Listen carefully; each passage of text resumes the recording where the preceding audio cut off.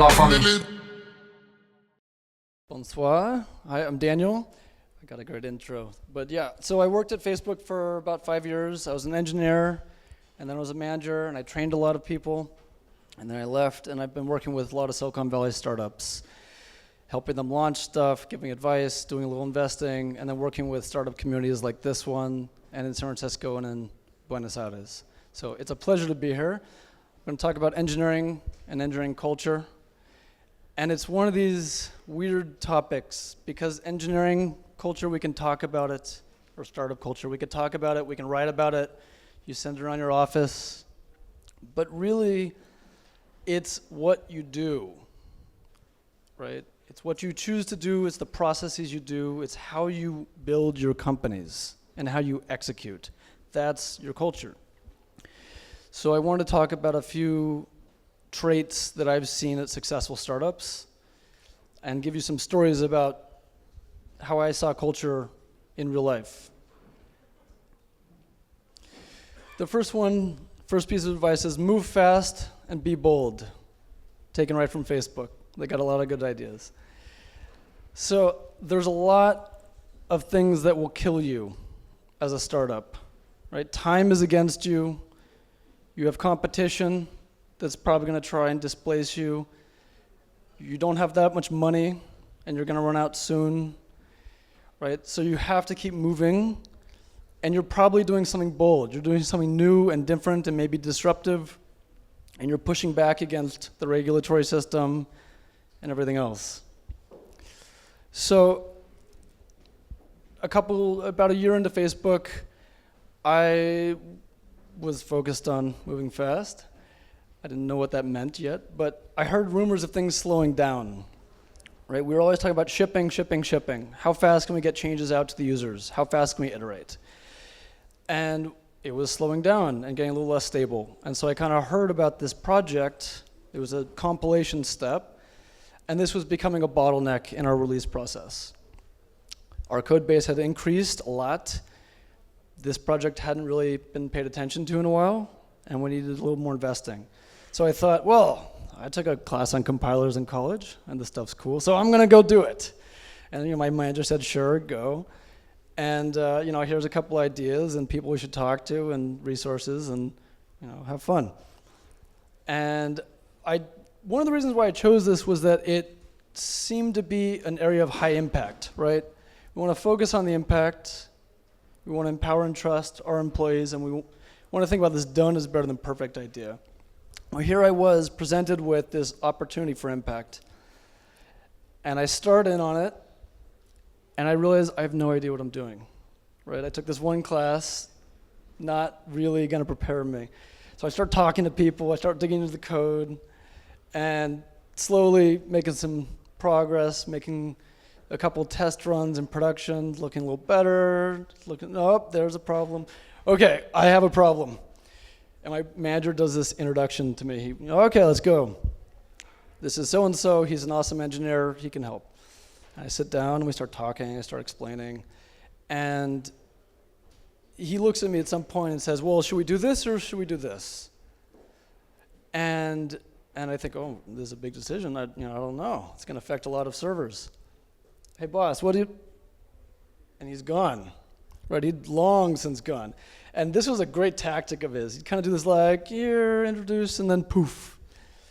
And what this meant for me was he had empowered me to make the decision. He had trusted me to execute. And he didn't need to be there to hold my hand or to make, double check the decisions. It's like, go for it. You know your goals, performance and stability. You're on your own. Let me know if you need anything. Right?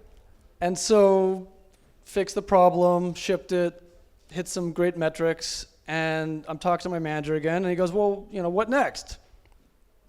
I said, well, I'm not super proud of all the code. I think it could use a little bit of work, a little bit more, just polish it a little bit. And he goes, well, maybe, but not too much, because look, we have really important things to be working on.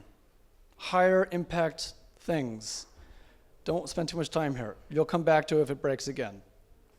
And this is this notion of there's always things to be done. There's always things breaking. Focus on the impact. You probably have different tasks, right? There's high priority, and there's everything else. Maybe you do something for fun, or because you think in the future it's going to be really important and you want to do it before it's urgent. But by and large, you need to be very careful about how you invest your resources, and time is your biggest one, right? You want to empower and trust your employees. If you can't trust them, get rid of them, right? I know it's like a bold statement, but why would you hire people that you can't trust if you have to look over their shoulder and double check and be part of all the decisions? It's going to slow you down, right? It adds a lot of extra communication. I like to think about management as you hire good people, you make sure they're happy, and then you leave them alone and you let them do what you hired them to do, right? So another takeaway that I have is you're not your code. And you're not your code, you're not your product, you're not your company even, right? Startups are just, and I would say focus on the impact, right? That's the part you want to own. That's the part where you're going to get glory. Those are the stories you're going to talk about. You never show people your code. And think about failing fast. So in like my second week at Facebook, I was given a task, and it said, fix this thing. It's going super slow. So I got in there and looked at the code and fixed it up. And then I thought, okay, I better go talk to the author and get it reviewed, make sure it's all right. So I'm walking to his desk, and I realize I just deleted all his code. Like, his code's just gone. And I replaced it. And I'm like, this newbie engineer, is this going to go over all right? And I tell him this. And it was actually fine. I said, look, here was my task. Here's what I did. Here's why it's better. What do you think? And he said, ship it. It's better. Let's move on.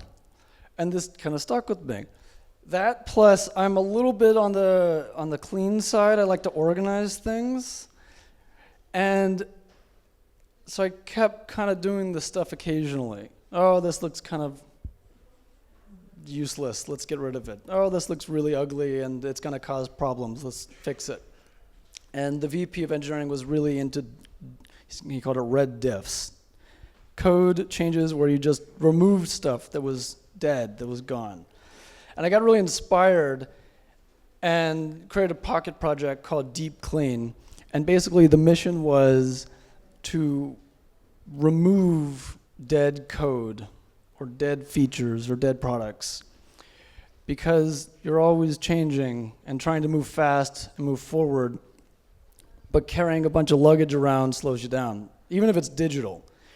Right? The more code you have, the slower the compilation process, the more bugs that you could potentially have, the more security vulnerabilities that you could have, the more you have to talk about, can I make this change because it might affect this, or I have to go talk to the author there. And so I started sending change requests out across the company. Hey, can I noticed your code isn't really being used. Can we get rid of it, please? For the sake of keeping our engineering team fast, can we let go of this stuff? And by and large, the answer was yes. And actually, thank you for getting rid of this. Like, I wasn't using this. I don't want to maintain this. Let's get rid of it. And this kind of blew my mind. It's really this non-attachment idea. If you're holding on to stuff, this is mine, this is my code, this is my product, I'm really proud of this, it can't go away, it's going to slow everything down, right? You have your stories about how hard it was, how you shipped things, how it made an impact. Keep those and let go of the baggage, because it will help you move fast. I mean, in general, tech moves super fast, right? We're a little disruptive in a lot of ways, and we want to keep moving and rewriting and innovating and disrupting. And in order to do that, we also have to let go of things. We have to think about the barriers that get in our way. I mean, regulatory systems in France are a big deal. If there was less regulation, could you move a little bit faster? Or do people let go of a little bit more? Look, if it serves you, use it, keep it by all means, and improve it. All I'm saying is if it doesn't serve you, let it go. And so this fail fast idea is kind of the same non-attachment. You're going to try a lot of things. Many of them won't work, and that's okay. Right? I've started down many paths. Oh, I think I got it. Nope. And the faster you switch, the faster you recognize this is a dead end and fail and move on, the faster we can make real progress. And that's even true at a company level. Like, it sucks, but most startups fail. And the sooner you realize, and a lot of this is out of our control, right? We obviously try our best and we want success, but the statistics say it generally doesn't work out. The sooner you realize this, the sooner you can move on to the next startup, to the next project, to the next idea, to the next candidate, whatever it is. Keep moving forward.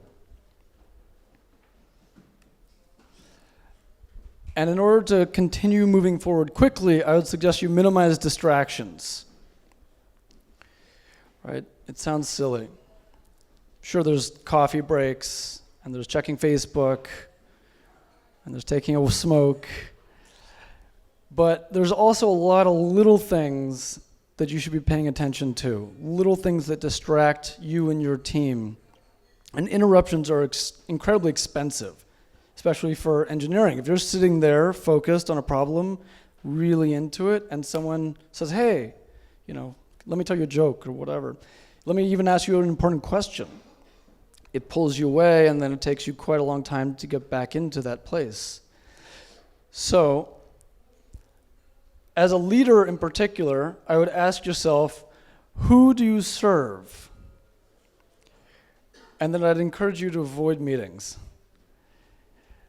I was managing a team, and the usage of our product had scaled much faster than the infrastructure, so things were kind of on fire, as they typically are.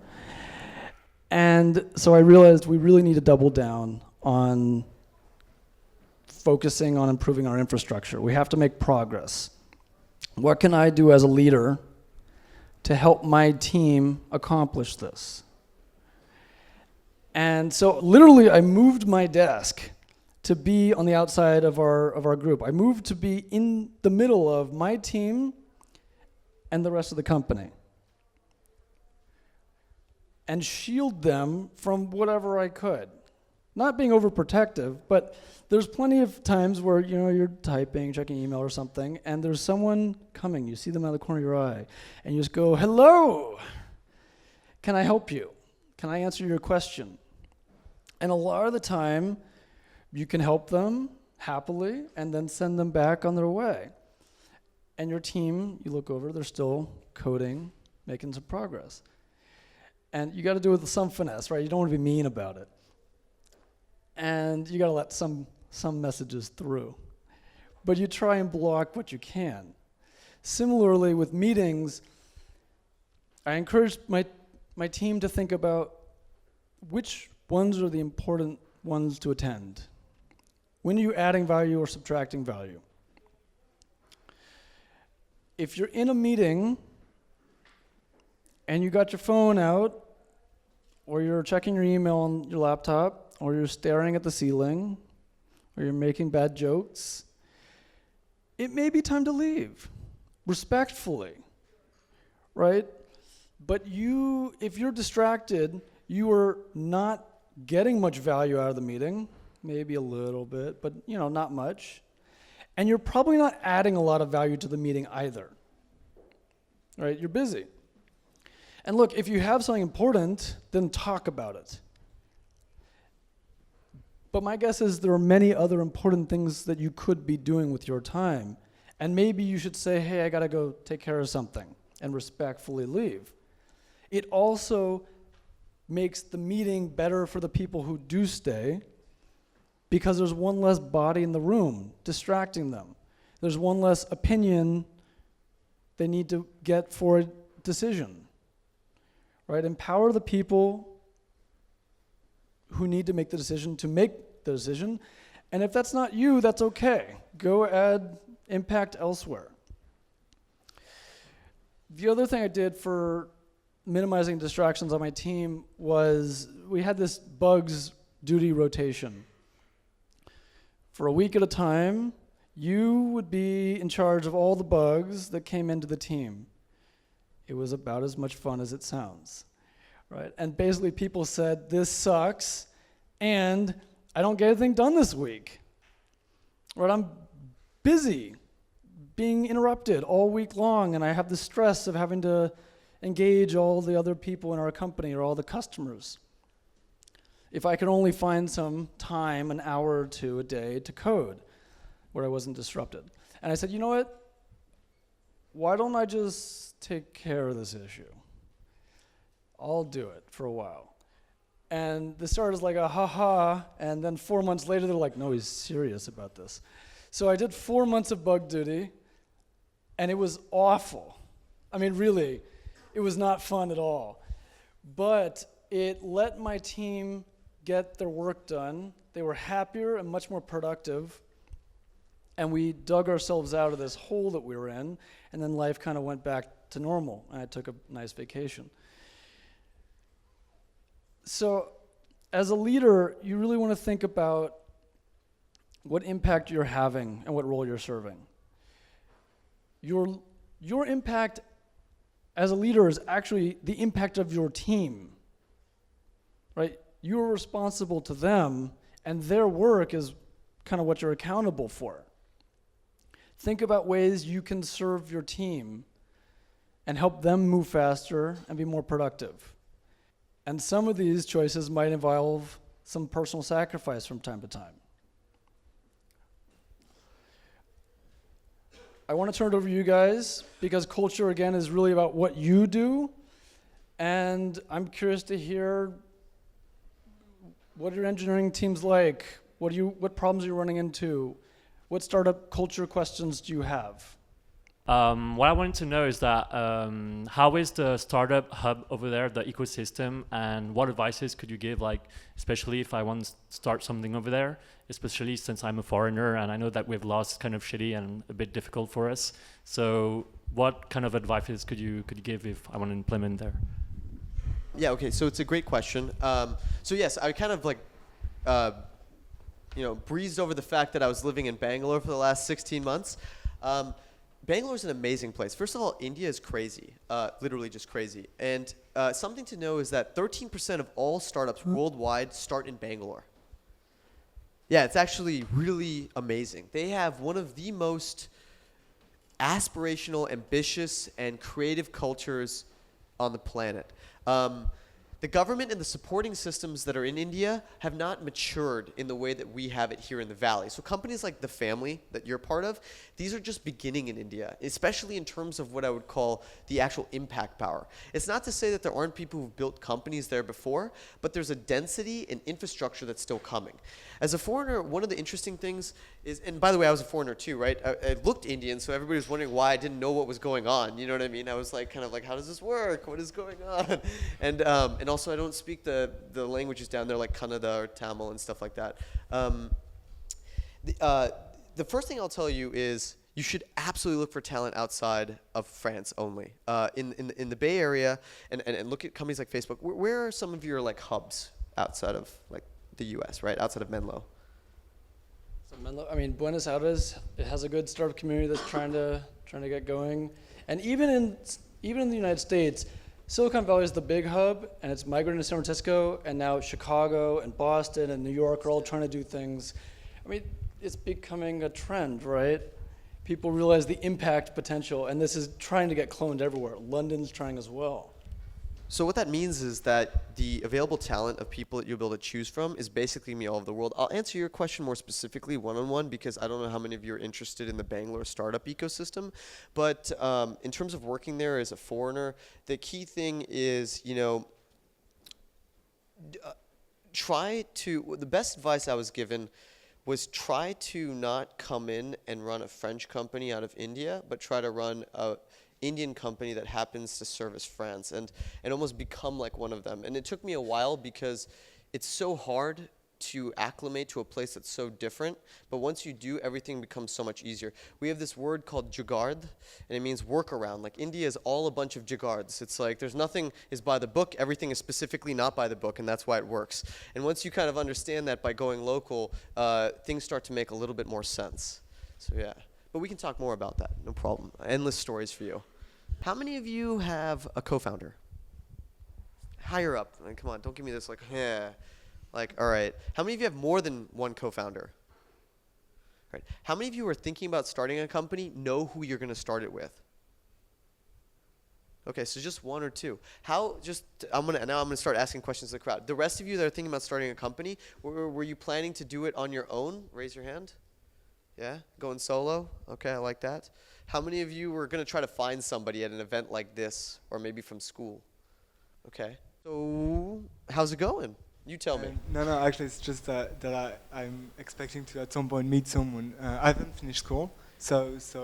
You're just gonna wake up every day and someone's just gonna come they're gonna be like, Julian, I was looking for you for years. Let's start our software company. But I'm not sure I want to start right now. Yeah, okay. So I haven't finished school, so I still give myself time to find someone that's like fits the right fit at some point. Perfect. Being patient will serve you very well, because being in a startup, you see all these people, they're always doing stuff. Like you hit up your friend who's in a startup, he's like, dude, we just closed a round, we're running. And you're like, I need to run too. No, you should just chill and be patient, you know? You said that you create the culture of your startup in the very early days. I vision like a startup is actually evolving a lot during the years, and you might, change the pivot after 2 or 3 years, change co-founders. And I was wondering, is there not any possibility that after 2 or 3 years, you have your business up and running, you have your actual co-founder or co-founders, and you can now set the culture that you want? Great question. So think of culture setting as compound interest.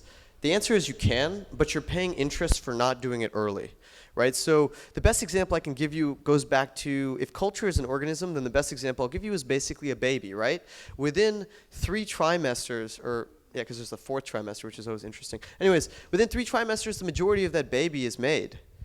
Brain cells, things like this, right? It's already defined. It's just a matter of getting it out into the open, and then it just grows, right? But most of the fundamental structures are just the same thing, right? So you can think of it in the same way. You absolutely can, 3 years from now, go back and revisit your culture. Most likely, if it's something you don't want, you'll be unable to pay the cost to fix it.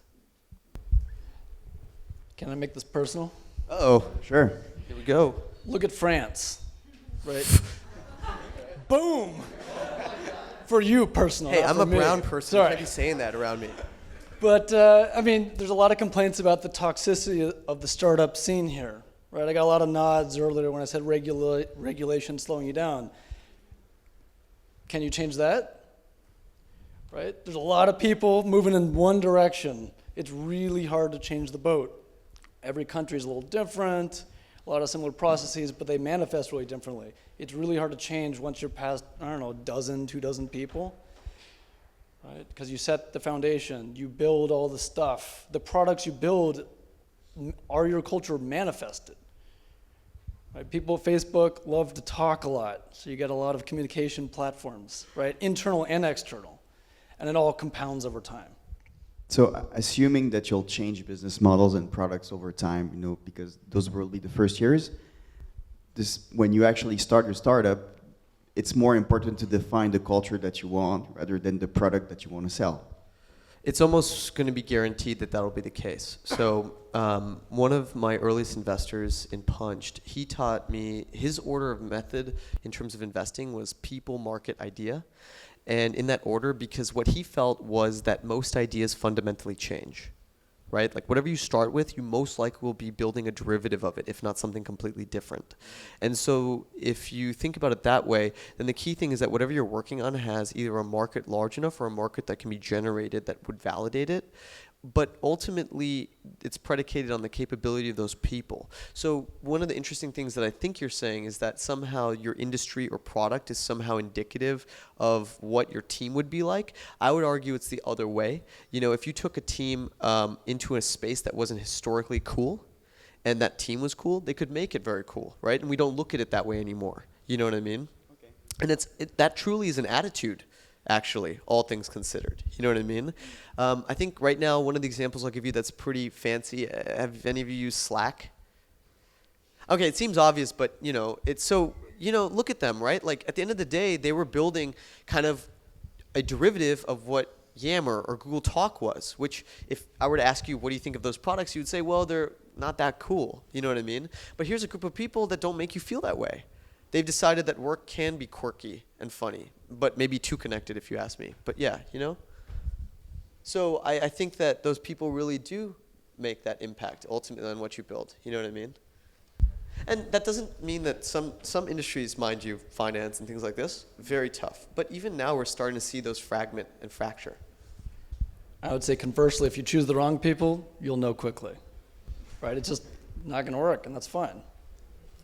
Do you see a difference between building a team in-house and the culture and working with them outsourced in remote? I mean, massively. Right? And I don't want to tell you which one to do. I have my preferences, but it's like, would you rather be in the same city as your partner, or would you rather be in different countries? How's that going to go? Sometimes really well. But you need to know how to work in those types of structures, right? If you're working right next to each other, you're going to be talking and bouncing ideas off each other. You're probably in the same time zone. If you're working with people around the world, maybe they're more affordable. Maybe they're working hours when you're asleep. So for crisis, it's really great. For operations, right? It's great to have people in a lot of different time zones. That way, whenever something goes wrong, there's someone awake. But you have to really improve communication when you're not sitting next to people. You're going to spend way more time thinking about what you're going to say, saying it, and waiting for the response. I mean, even organizing my trip here, it's like you send the message, and then hopefully they have time the next day. Maybe. If not, it's like the next day, and then you have like a couple hours to respond, and then when they wake up again, hopefully get a response. So it just slows things down. If it's worth it, if the impact's there, go for it. Just understand the trade-offs. So it's interesting, right? Because what you're basically getting at is it's going to influence the style of your company. If in the early days you have a remote team, then you're going to rely on asynchronous communications generally, especially if the time difference is very kind of not convenient. To give you all a real life example, Antoine, who's sitting over here, put your hand up please for me, Antoine. Okay, he started a company with an old friend of mine, Johnny, called Bannerman. They're one of the few French companies that go through YC, and they're based both in San Francisco and France. And they make tremendous sacrifices for one another to make sure that they can have the type of communication required to build what they need to, but that's still not easy. And so they travel back and forth a lot. They try to get the teams together. Daniel was saying, you have to think about what you say. I really hope most people think about what it is they say before they say it. You know what I mean? But the truth is that what will happen is you may inadvertently set a precedent in your culture, which will be that people will tend to operate in a personal interaction. You know what I mean? And all that you have to do is be aware of that and decide whether that's the future of the culture you want, and then deliberately move it into a different direction as necessary. I was talking to the folks from AgroCool today, if you guys know them, and they were talking about how right now they have these happy hours that they have on Fridays, and they're normally at 8:30 at night, and that one of the problems is that people are like, wow, it's 8:30, I gotta get home, wife, kids, Netflix, you know what I mean, and that not many of them are hanging around as much, and I was like, look. The truth is that you're letting that become your culture. You have to be deliberate. You can say, hey, you know what? Happy hour starts at 4:30 on Fridays. So be efficient, be thoughtful about your work, because I want to make sure we have fun and everybody gets home at a decent hour to enjoy their weekend. You know what I mean? It's those types of things that will impact ultimately what happens. I'm not saying don't work late. I'm saying be deliberate about when you should and when you shouldn't, right? Add more thoughtfulness. I think two more thoughts that struck me. One, if it's across country boundaries, you're going to get some of the diversity that Nick had said is super valuable for different perspectives. That's a great plus.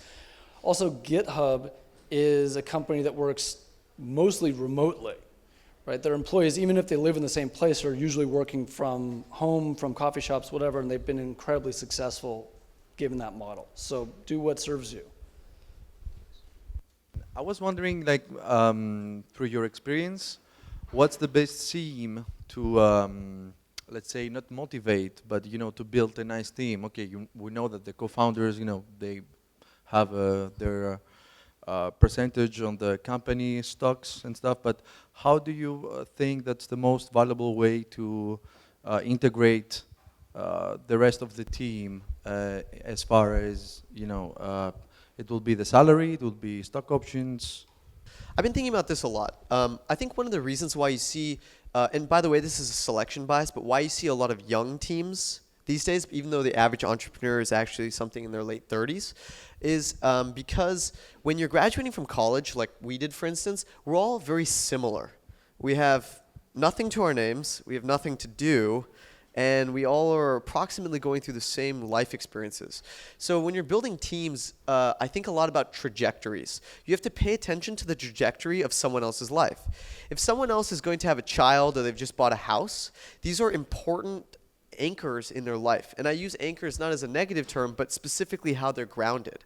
So if you're going to go build a startup where there's no salary and it's going to take a long time and there's fighting with those things, you're going to have a really big problem, right? So you need to be very thoughtful about the conditions and the context in which you build your teams.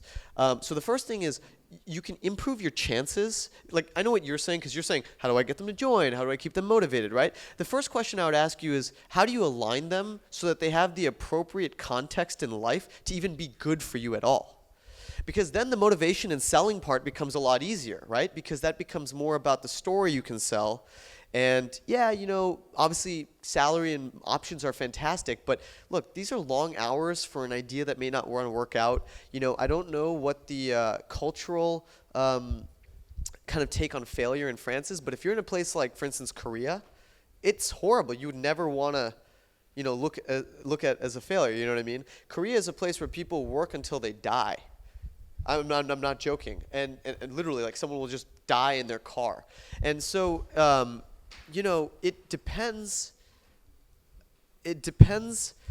I think the first thing is think about the trajectory of the people you're going for. And the second thing is if you lead with salary and options, there's probably going to be a disconnect. If they don't believe in you, in the people that you're surrounded with, then I don't see how they're going to be able to agree to wake up every day and spend one of their 30,000 days on something that's so trivial in their mind over a long period of time. Daniel? And if you're competing on salary, someone with deeper pockets will come along and offer them more money, and then they leave. Right? That's not how you're saying. How do I buy loyalty? You kind of rent it for a little bit, right? This is an integral part of the hiring process. Can we work together? Would I be excited to sit down and talk to these people on a daily basis and work on hard problems with them on a daily basis? And just like hate life together, right? When we're trying to survive, is this who I want next to me? And this needs to be part of your hiring practice. And as far as motivation goes, we're all on trajectories, right? And you kind of overlap with a company for some time, right? We're born, we go to school, we do things. At some point you overlap. And hopefully you overlap pretty well, right? Like 70, 80% of the time. And then you diverge, right? At some point you die, even if it's in your car, and you leave. And hopefully the company, is going a different direction. And you try and maximize that overlap, right? Maybe it's about interest, maybe it's about thinking, what do they want? Where's their career going? Where's their life going? How can I, as a leader, or my company, serve them in achieving what they want? Because if you can give them stuff they want, they'll stay a little longer. And then at some point we all leave, and that's got to be okay. One thing I learned from a CEO of a company, I forget the exact name, but they work on mindfulness. He always said that he focused on trying to advance each person he hired personally. So you'd always ask them, what's one thing that I can do to advance a very important thing to you in your life? And it generally was non-work related, like someone who wanted to meet somebody or someone who wanted to write a book. He would like hire like a writing coach. It was actually really tremendous. It's amazing.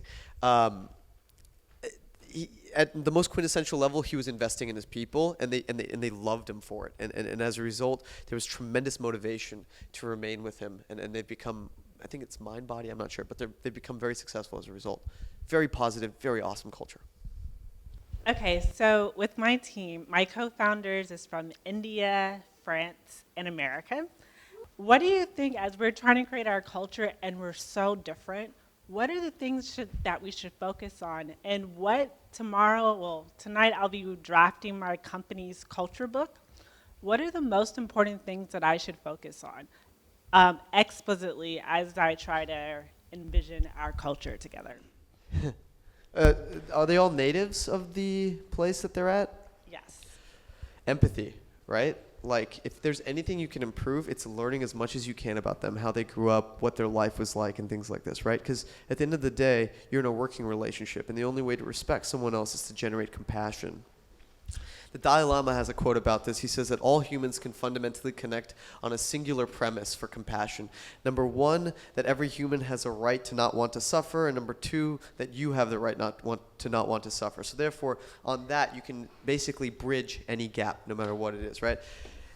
Only because suffering is inevitable. Yeah, that's true. One of the funny things is, like, I'm just thinking about your group. You're saying you have an Indian and an American and a French person. So it's like this like little crazy triangle of like people who basically don't like confrontation to people who like it and people who mostly show emotion though. So, like, is there anyone else on the team? How big is the team? Is it just you three? Yes, we have someone from Cameroon. Okay. This is amazing. This is like beating my other company. I'm gonna have to put your guys' photo up on this now. We're all so different, and it's like a social experiment. I call it social engineering. That's what I said. That's what I call myself. I like that. What is as a social engineer, I'm like, and some of us, we haven't met one of our co-founders, but he's the most reliable, most amazing person, and it's the guy from India. So, practically speaking, I think this is just, first of all, irrespective of what happens, this is an amazing opportunity to learn about other cultures that most people will never even be able to do. If you guys aren't doing like a weekly choose where you're from and let's have that cuisine and talk about it, then you should ASAP. You know what I mean? That's amazing because, again, if you can generate empathy amongst yourselves, then you'll be able to understand how you think, what your belief systems are, and then as you work through problems together, you'll understand how to work with the other people. So you'll know what their characteristics are. You kind of already understand that one person's highly reliable, so you know what kind of tasks to also send on to people, you know what I mean? I honestly think that at the end of the day, taking time to, one of the things is that there is something to be said, just mind you, about homogeneity. Like there is a positive attribute to that, which is that it's less work if all of you are very similar to quickly align. You know what I mean? So if you aren't very similar, then you actually have to put in an extraordinary amount of effort to become similar, or at least align, right? Whatever that ultimately means. And so you should double down on that because most likely, like I said earlier, teams fracture, right? That's the reason why things fail. You're going to have to figure out how to get past that and move quickly, even though you all think very differently. That's useful as a larger company, but at the early throes of a company, you need to move fast. You don't have time. I would say get to know each other's strengths and weaknesses. Right? We all have them anyway. The difference between your teammates might be bigger, but if you have a different collection of people with a lot more diversity, you're going to be able to tackle a larger diversity of problems. Okay. But that doesn't mean every individual can tackle more. It means as a collective. So maybe there's one guy who's really good at UI. There's one guy that's good at this. There's one guy that's good at, languages. And obviously this turns into departments at a company or different roles in a company. But as individuals at a flat, very small company, they're still going to have strengths and weaknesses. So as a leader, your job is to figure out what those are and then put people in the right spot to crush it. I've managed really diverse teams. It's tricky and also incredibly rewarding. and you run into like really funny cultural problems that you're like, wait, we have to talk about this? You know, and it's awkward, but it actually makes you a lot richer as a human because you're dealing with human problems beyond the technical stuff. And that's all culture. At what moment you felt like I should not work for the company, I should make my own startup or something like that? Like, I know it depends upon the individual, but still, like, what was that moment like when you said, like, man, it's enough, I'm gonna make my own startup? You'll know. Yeah. So luckily, I had that decision made for me. When I was graduating college, I graduated in the wonderful 2009 tech boom, and by that I mean that the markets fell out. You know, I was gonna try to go be a quant in New York. Turns out those people were responsible for that, so I was like, can't do that anymore. And in many ways, you know, I found myself in San Francisco by chance. My recommendation to you is, what I tell people who are often at jobs and they say, I don't like my job, is the things I look for are, if it's not fun and you're not learning, then those two things will at least tell you that you should perhaps try to change something dramatically. Whether that's to start a company, that's a very different and personal question, because to be honest, starting a company sucks. It's just, it takes so much from you. You know what I mean? It's not like a job where you can check in and check out. It's a deeply, deeply personal thing. So I don't know if I want to answer that for you, but you'll know when you're ready to do it. But my recommendation is think a lot more before you decide to do it. You know what I mean? Don't jump in unprepared, eyes wide open, you know? That's what I would say. Yeah, there's a really big difference between leaving a job and starting a company. You know, you can be forced to leave jobs, you can get bored at your jobs, which is generally why people leave. I mean, they're either bored or they don't like their boss. Those are two big ones. And, you know, you diverge eventually. Or you burn out at a startup. Startups take a lot from you and don't really give much back for years to come. So maybe you gave what you could and it's time to move on. It was like a hard move for you to make it, like you said, like, okay, like this is the moment I should do now, or like it was harder for you to make the decision? I can't answer your insecurity around starting a startup. You're going to have to contend with that on your own, my friend. Yeah, I mean, leaving Facebook was an incredibly challenging decision for me to make. And look, my mom was just like, why are you leaving this amazing job? And a lot of other people are just like, why are you leaving this amazing job? You know, like, I'm like, okay, guys, it's been years. I told you this was a big deal, and what, now you believe me? You know, this is startups, right?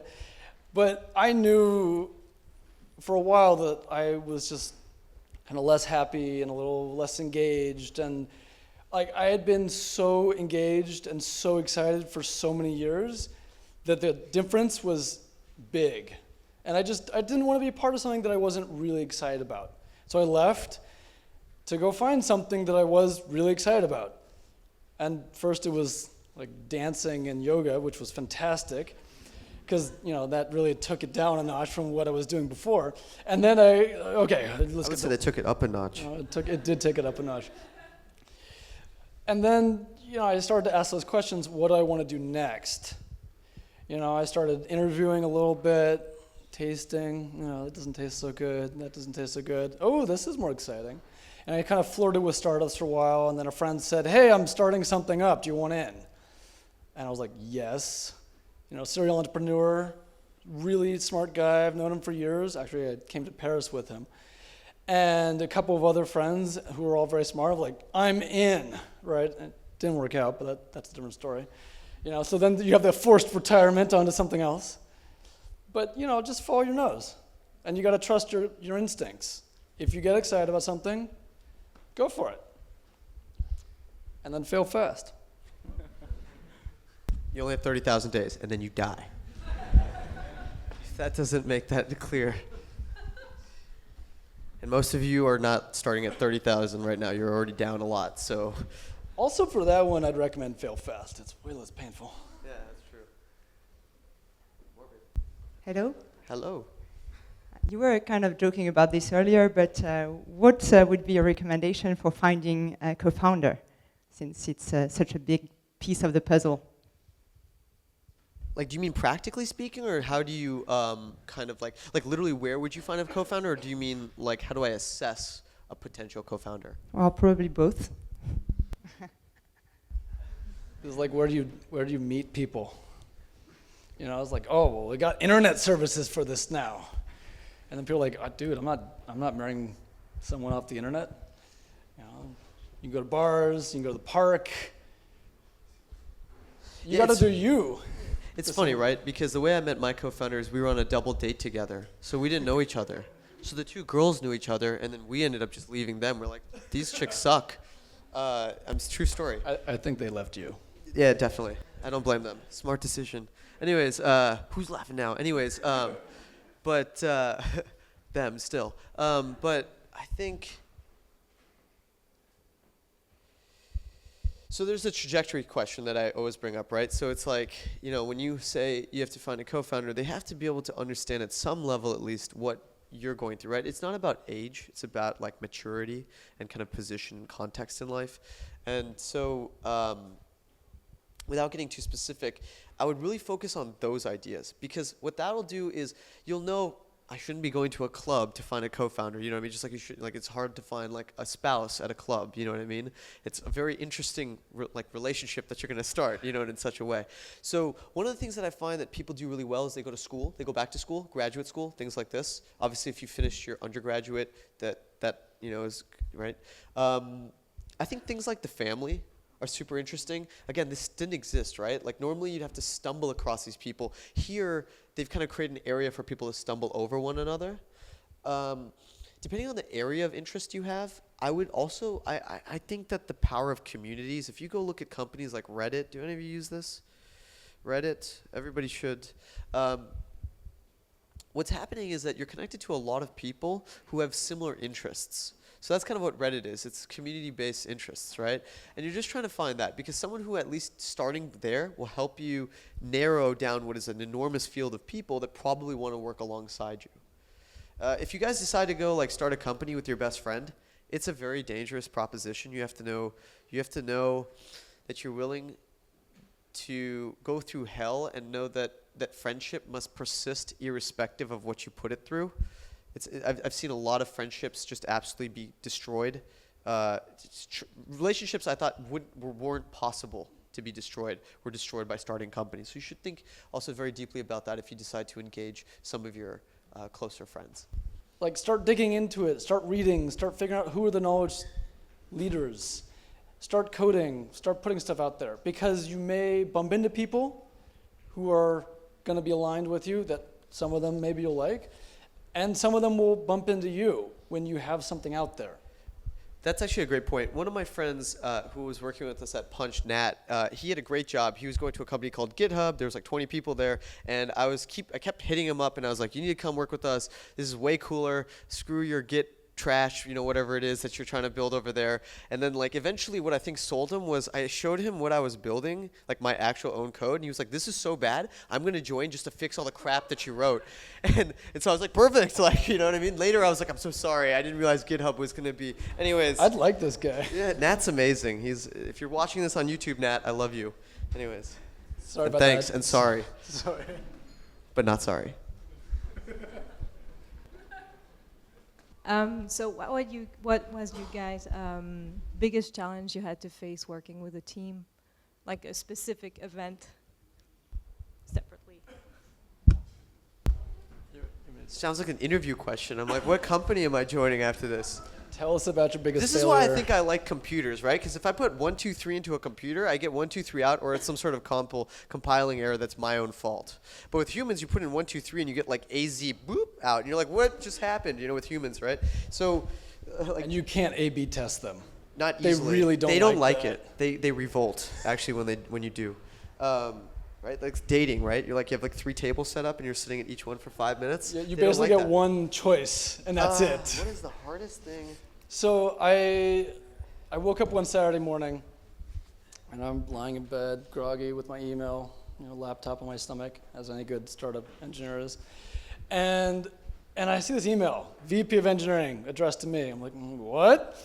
Will you please go to Ireland and start an international training program for the company? Like a one-liner. And I'm like, no, maybe? I'm like, okay. what are the challenges here? Oh, I like this challenge. Okay, sure, let's go for it. And I looked at Ireland on a map and I was like, I'm in. Lots of questions, but sure.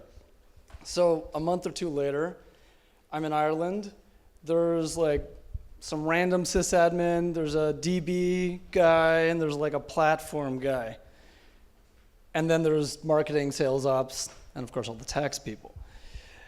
And my challenge was kind of double. One, there were 80 engineers that were landing in the next 6 to 8 weeks, up from zero, like me and my buddy who flew out there.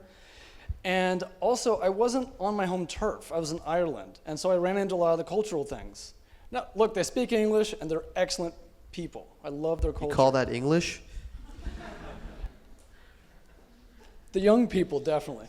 But so I started looking at charts like this one, actually, at Hofstede's cultural dimensions is a great thing to look at. And I was talking to HR people, and I'm like, okay, I have all these people. What should I expect? And then, of course, you can't really plan it, so you just show up, and you're like, okay, the housing sucks. Literally, they put us next to the projects, and it was like across town. I'm like, okay, deal with that. Because, look, if people are worried about their housing, they're not going to be focused on work. So like, okay, fix that. And of course, you're talking to Menlo Park, California. Okay, let's be honest, it's like, shoot the email and wait till the next day. And they're like, oh, never mind, it's not fast, I'm dealing with it myself. So you like hunt down some people in the office and you try and make it happen. And you run into the culture barriers again. Then people start coming and start seeing the problems. Okay, I'm leading, but some people are confrontational and some people are not confrontational.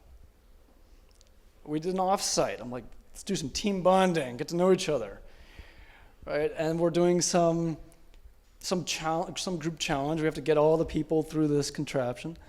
And I'm like, sure, send me first. They shoot me through, and then I watch. Right, my team works together, and we only had to get like 4 out of the 5 people through. And so who's the last? Like, if you have to guess, what ethnicity was the last guy? Non-confrontational, less emotional, willing to sacrifice for the team, right? I don't want to grossly stereotype, but like Asian. And I stood there talking to the leader of the group. I was like, why do we only have to get 4 of the 5 people through? Because you play to people's cultural stances. It was like perfect that I saw culture happening and how it would play out. And like, look, we won the challenge. Great, focus on the impact. And realize that the people you work with will function totally different. And if you're okay with 4 of the 5 people making it through, great. If you're okay with an all-male, all 20-somethings work group, great. And if you're not, like Niket said earlier, you have to work really hard to understand who people are and how to get them to work together. I think the hardest thing for me was my interpersonal relationships. I turned into an asshole. And it's possible that actually I just shed my coat and I was just an asshole inside. I didn't know. But one of the challenges with starting a company is the type of stresses that you go through. They really put you on edge and stress. And I had roommates. So for instance, they got a lot of the backlash from being in a situation where I didn't have any money. I couldn't enjoy the types of things that everyone in my age group were doing, One of the things I don't think that we talk enough about, and I think this is what's so interesting about the family here and others, things like this, is that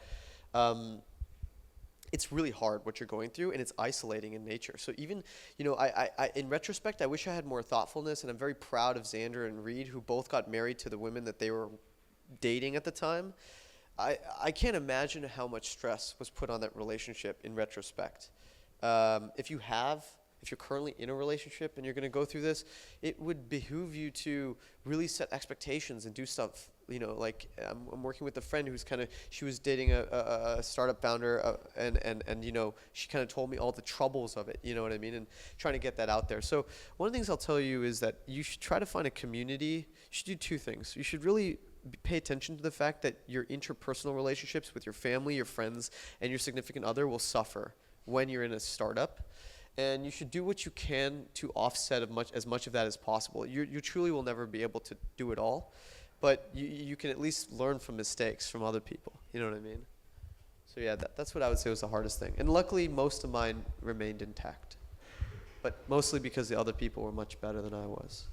Hello. Well, my question is mainly about failure, because you kept on saying that many startups fail, and that's a fact. I totally agree. Sorry to discourage you. Yeah, but my question is, since you're already starting up a startup, how can you prevent a failure? I mean, how does it happen, you know? Because you've been through that and you know exactly what happened. Were you able to predict it in order to maybe find solutions in order to avoid it? Or it just happened, you know, you wasn't really expecting it? And thank you. Sure. If I knew how to prevent failure, just so I can caveat anything I say, I'd probably be a much more tenured and respectable entrepreneur. But what I would say is, actually Daniel kind of made this point. What I really see in most startups that fails ultimately is that they simply just don't build stuff that people want, right? So this is something that the YC, Y Combinator culture is really, I think, nailed on the head, which is all you should really focus on is building something, talking to your customers, and then making sure you are healthy enough to then to take another iteration, right? There's no guaranteed way to not fail. And I would also contend, and I think part of the story I was trying to tell was that if your only definition of success is for some sort of liquidity outcome, like an IPO or an acquisition, then I would really press you to think about the other things that you could do, right? Like Mother Teresa was probably happy helping one person in addition to the 10,000 and 10 million after that, right? She was completely fine with one. And it was because she was okay with that she was able to do the rest of the work. And now she's going to be gone and made a saint, right? So I think that in terms of reducing failure, I would say the following things. Focus is imperative. A lot of people say they want to do a startup, but they do not have the drive. You need to have tremendous tenacity. Intelligence is almost secondary. There's a certain amount of intelligence that matters. After that, it doesn't matter. The remainder is effort. And like they say, 99% perspiration, 1% inspiration, right? And so I think that most people fail because they don't actually put in what I would call a qualified effort to earn a non-failure outcome. The second thing is expectation management and ego setting. The expectation of being wrong and being educated will allow you to open up yourself to opportunities and pathways that more arrogant and less thoughtful people will not be able to have. And those tend to lead you down very good paths. And the third one is rejuvenation and persistence. You have to find a way to remain engaged. That means like figuring out whatever it is that keeps you alive, healthy, and fundamentally sound in your thinking. So whether that's yoga and dancing or something else, or your family, right? Don't discard those so easily because you think that being at a meetup at the family is important at 8:30 at night on a Thursday. Yeah, if you're not happy and healthy yourself, how can you help other people be happy or healthy? If you're not productive yourself, how could you help them be productive? I mean, like Niket said, if you can predict failure, you won't fail. So failure is what you didn't expect. And sometimes it's because, like, look, I made a false assumption. There was this great market here. It's a market opportunity. It's small, but it's growing. Don't worry. Maybe the market never grows. You're out of luck. Like, bad assumption. Try and minimize the number of assumptions, right? Like, as an investor, or as a founder, interviewing other people, other like startups that you could join, how many assumptions are they making? How many Hail Marys or like, you know, amazing victories do you have to succeed? You want like 0 or 1, right? Okay, if we can only do this is the one miracle that I think I have some ideas on how to solve. Everything else, we just lay it out. I can describe all the solutions and for how we're gonna scale, and how we're going to hire the team, and how we're going to monetize in this, right? Maybe you get one miracle out of it. And sometimes you will luck out, and sometimes you don't. The other stuff is just, yeah, be resilient. Get the feedback when you need it, both at a personal level and a corporate level. Be receptive to it. It's kind of this weird balancing act because you don't want to be too arrogant, you don't want to be too insecure. There's bad things on both sides. And you and your team need to figure out, is this feedback legitimate? Should we switch directions? And then you need to realize when maybe the game's up. Willpower alone is not enough to fuel your startup. At some point, it's test of reality. Do other people like it? Am I adding value to other people? Are they willing to pay me for that value? And you'll figure that out. And it'll get easier over time. Your first couple failures suck. And you're like, oh, that took me forever. And then, it gets slightly less painful and slightly faster because you're like, yeah, I see the dead end. Let's be done. Well, thank you for coming, seriously.